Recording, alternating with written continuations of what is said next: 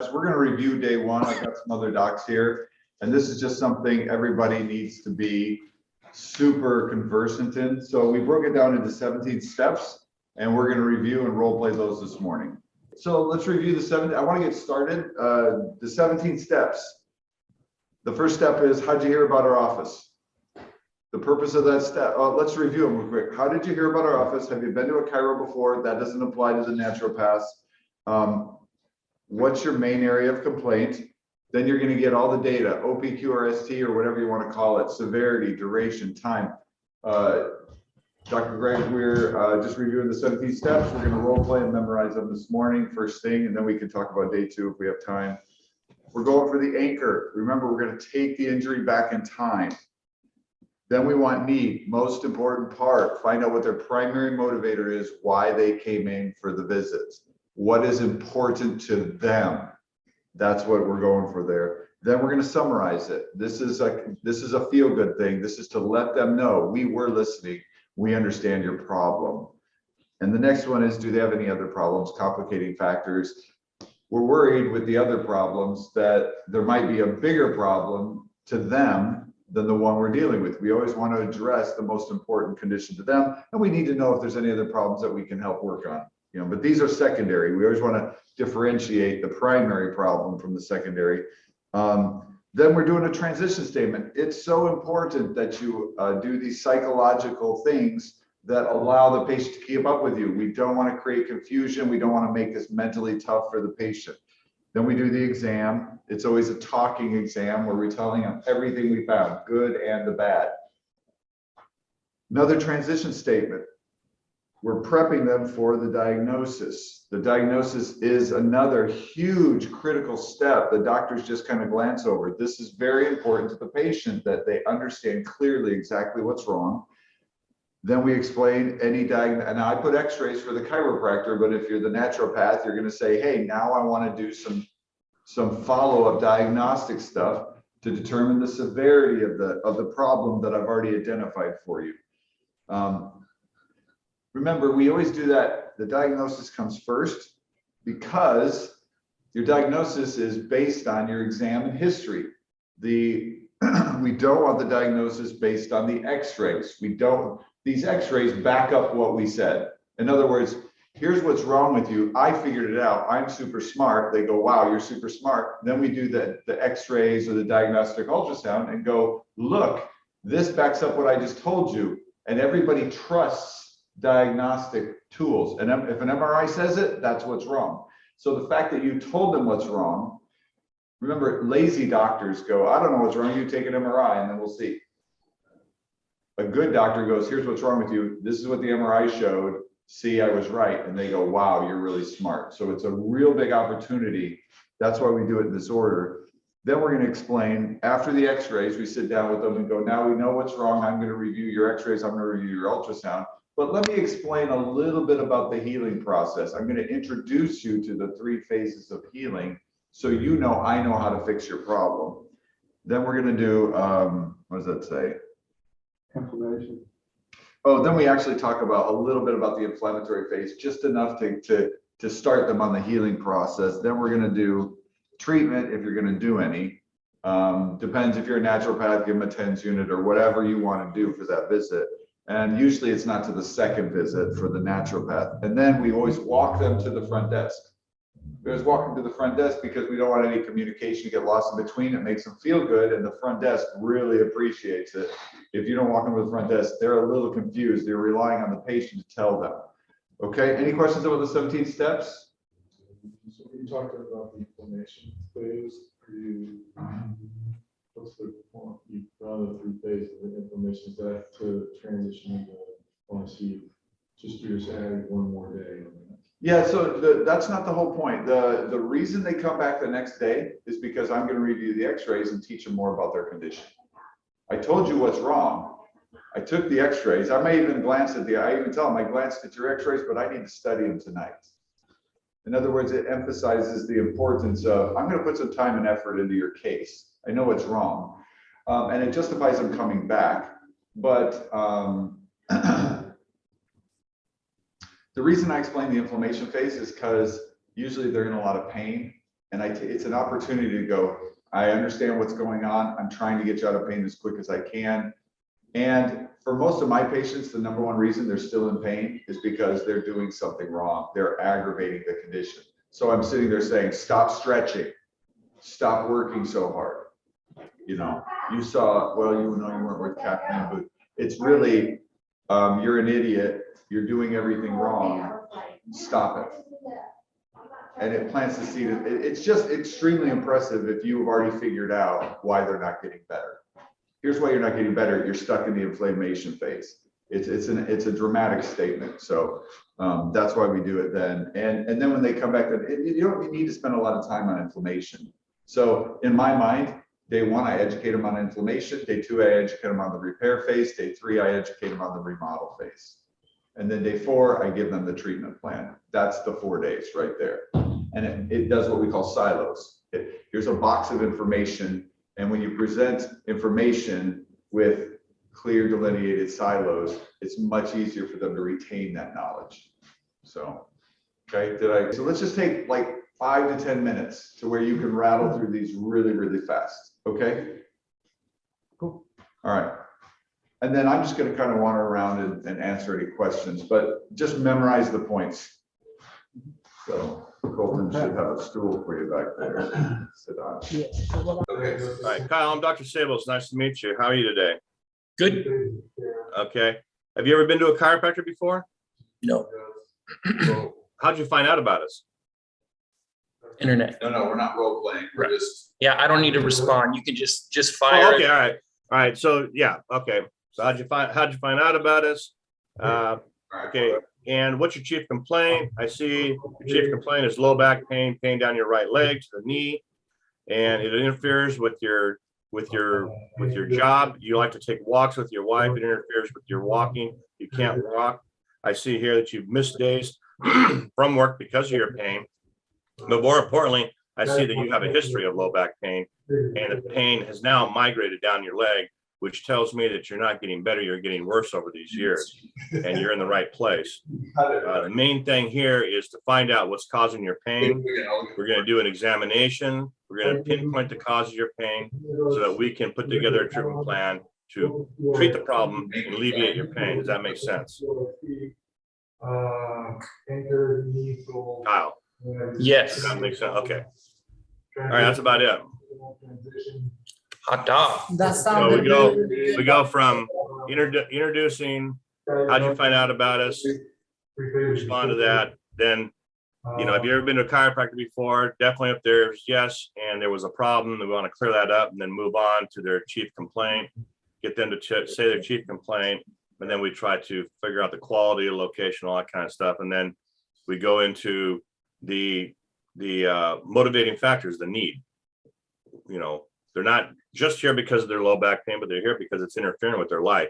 We want to find out what that main thing is. Is it, you know, being with their kids, work is concerning them, they've been missing work, that kind of thing. And then we go back in history a little bit, right? And try to qualify that you've been having this for 15 years and it's not getting any better. It's just getting worse.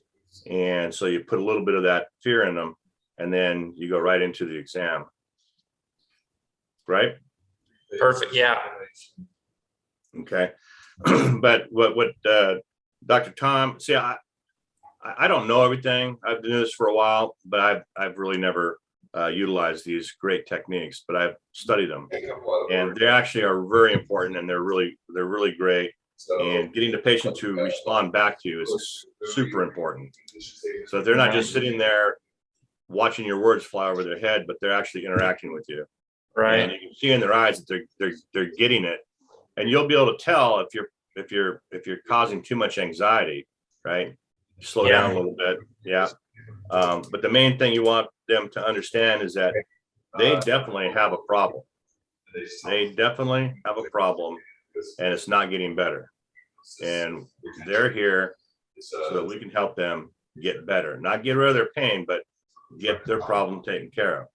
All right, so that's what. Perfect. Thank you very much, Dr. Saboe. That was really, really good. Okay, now we're gonna have Dr. Gordon do that quick review. Dr. Saboe, watch for, figure out which steps he misses, if he misses any. And then Chris, you're gonna get to do these same steps right afterwards, okay? So 30 seconds, and then you can go whenever you're ready. All right, so first we have how'd you hear about us? Have you ever seen a chiropractor before? Was it a good experience? Tell me why you came in today, or what's your problem? How can I help you? And touch the area as they explain what they're coming in for. We'll go into OPQRS, or I learned Lacusmat in school. Once we do that, we'll kind of find the anchor or go back further in history and see if they had any accident, trauma, what could also relate to their current pain. We'll then try and find that need. What activity of daily living is affected, whether that's sleep or hobbies. Then we will move into the exam. We'll do that, and then we'll give them a diagnosis and walk them through that before we go and do x-rays. And hopefully then the x-rays confirm what we're talking about. Once the x-rays are done, we'll bring them back. We will go over the 3 phases of healing, introduce inflammation briefly. We will treat them, adjust them, and then we will walk them to the front desk. That is what I've got. Did I miss anything? I don't know if you guys.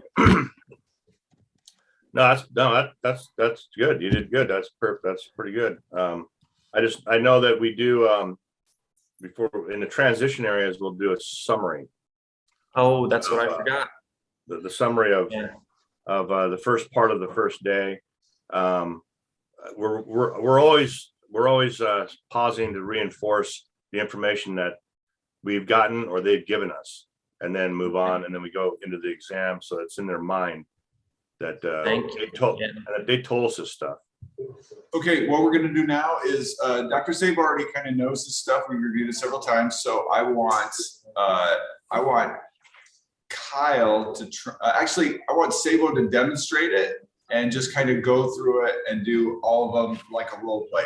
Very short, simple summary. Kyle, you're gonna be the person with the condition. You're gonna be the patient, and quick, simple, short answers. I don't want any difficulty. Make it a simple, straightforward neck problem. Chris hasn't been able to do anything yet. Chris is gonna do this. Do you know the 17 steps now, Chris? Right off the top of my head, Yes. I'm probably going to miss a few, but I can also look at a few prompts on my computer. No cheating. Okay, no, we want this memorized. So actually review the 14 steps with Chris. And then I want to role play it real quick, just so Dr. Saboe gets the chance to kind of go into more detail, and you'll get to hear the details a little bit, Kyle. Okay, so let Chris see if he can memorize it off the top of his head without reading it from his computer screen, and then do that again. All right. So just really quickly, I'll introduce myself. How did you find us? I won't ask if you guys have seen a chiropractor before. It's more of, have you ever had PRP or Prolo before? So what brings you in today? What's your primary complaint? Do you have any other complaints? So we'll do a, quick, like, touch that. Is this painful sort of situation? What have you done for it? How long have you had it? Where exactly can you point to the problem for me? How long has this been going on for? Is this all the time? Is it intermittent? And then you do a review of systems. Then we're going to review and tell them back exactly what they told me, what's going on. And then, does this affect anything for you? What does this affect in your daily life? And there's a whole slew of questions for that about sleep, work, hobbies, taking care of the kids, that whole thing. Then you figure out, and so you guys will be doing spinal segments. I'll probably be doing more periphery. And so I would do some physical exams for their shoulder, elbow, knee, ankle, hip, whatever it happens to be. And then I would repeat those findings back to them to let them know. And then at that point, I'd probably give them my diagnosis or what I'm thinking it is at this moment. In my case, I'd be referring them out, or we would be doing an ultrasound in the office. to get findings. And then, so when did this start for you exactly? And then before this, did you ever have this problem before, or is this the first time you've ever had it? Again, take a moment to just summarize everything we've done up to that point. And now I'm going to look at the paper because that's all I got. We summarized, then we're going to do the orthopedic exams. So rather than doing spinal segmental exams like you guys do, I'm going to be doing a lot more of the peripheral exams. We already talked about ultrasound and diagnosis, and then I'm going to educate them on the phases of healing and why we need to intervene, and the different places we're going to intervene. And in my case, it would be why PRP or Prolo, whichever one we're talking about, would be good for where they're at in this moment. And then we'll talk about ways to reduce inflammation, and we'll give them some instructions on how to ice, if that seems appropriate. After the ultrasound, in my case, we'll probably do cold laser therapy, or we might do some TENS. And then I'll say, hey, this is what I think we should do. This is how I think we should do it. And I'll probably see you in a couple of days. Welcome to the front desk and have a great day. Boom. That was beautiful. Okay, good. You give them a chance to respond to you as far as, you know, to find out exactly what their concern is, Oh, about absolutely. how it affects Yeah. their life. Yeah. I want to talk to him. I was just kind of literally just hitting the bullet points. But yeah, the conversation, I try to treat it more like an educational conversation I'm in charge of, if that makes sense. It's probably, Just to sort pretty of- much everybody comes into our office because they're in pain. But most people can work in pain. Most people can do most things in life in pain. But they're in their office because it's gotten to the point to where it's concerning them that it's interfering with their life now, and that they pretty much no longer want to just live with it, right? Right. So, but at the same time, they always try to minimize, right? And we want to maximize. You guys, I'm gonna be right back. Give me like 10 seconds. fine, and I'll Chris. be right back. All right, Kyle. Here, I'll just go through it real quick. All right. Walk in the room. Kyle, I'm Dr. Saboe. How are you today? Doing good. Great. Well, no, not good. Yeah. Doing good. And why are you here? Hi, I'm Dr. Saboe. It's a pleasure to meet you. Let me ask you a question. How'd you find out about our office? My friend told me about you. Has your friend ever been a patient in our facility? Yeah, Henry. Oh, Henry. Henry Morgan? That's right. Yeah. Oh, yeah, I remember Henry. He was a great patient. We got great results with him. Next time you see him, tell him we said hi, okay? Will do. Now, Kyle, have you ever been to a chiropractor before? No, I haven't. You have not. Okay. Well, thank you for giving our trust. Kyle, I mean, your friend sent you in here, so that makes us feel very good. We see a lot of first-time patients. They have a lot of questions and a lot of curiosity, and we will clear all those up for you, okay? All right. So what brings you in today? Just some low back pain. Low back pain? Do you have any pain in your buttocks or down your leg, or is it just your low back? Sometimes it gets into my buttock, but that's about it. Right or left side? My left side. Okay. And any other areas that are bothering you today? No, just that low back. Okay, is this the first time for low back pain, or have you had this before? I've had it before. It just kind of comes and goes depending on my work. And how long has it been coming and going? Oh, Like, I'd when was the say first time you had it? probably a year or two ago. So a year or two is the first time you had low back pain? Yeah, that I can remember. Okay, and did you get any treatment for that? No. Any kind? No? You just thought it'd go away, and it probably did go away. The pain at least went away, right? Yeah, it would come and go. It would get better for a while and then kind of flare up. But the pain would come and go, right? Yeah, And now it's back. right. So there's something causing your pain, right?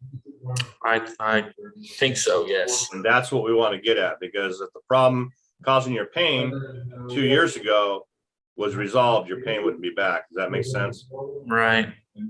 Great. Listen, has this back pain ever kept you from going to work? No, not yet, but I feel like I'm getting close. What type of activities at home do you do that cause the back pain to get worse, or that is just there when you're doing, like say, the dishes with your wife or whatever? Well, my 4-year-old loves to wrestle, and I just can't do that anymore. You can't wrestle with your child. You can't get down on your hands and knees anymore Right. because of the back pain, right? Does that concern you? Yeah, that's And big deal. yeah, exactly. And your leisure time activities. I mean, do you like to go skiing, tennis? What do you like to do? I enjoy tennis occasionally. Playing the piano, sitting for a long time playing the piano. Can't play for very long. Do you experience back pain doing these activities? Yeah, I do. And have you avoided doing these activities because of your back, when your back flares up on you? I definitely don't do them as long as I'd like.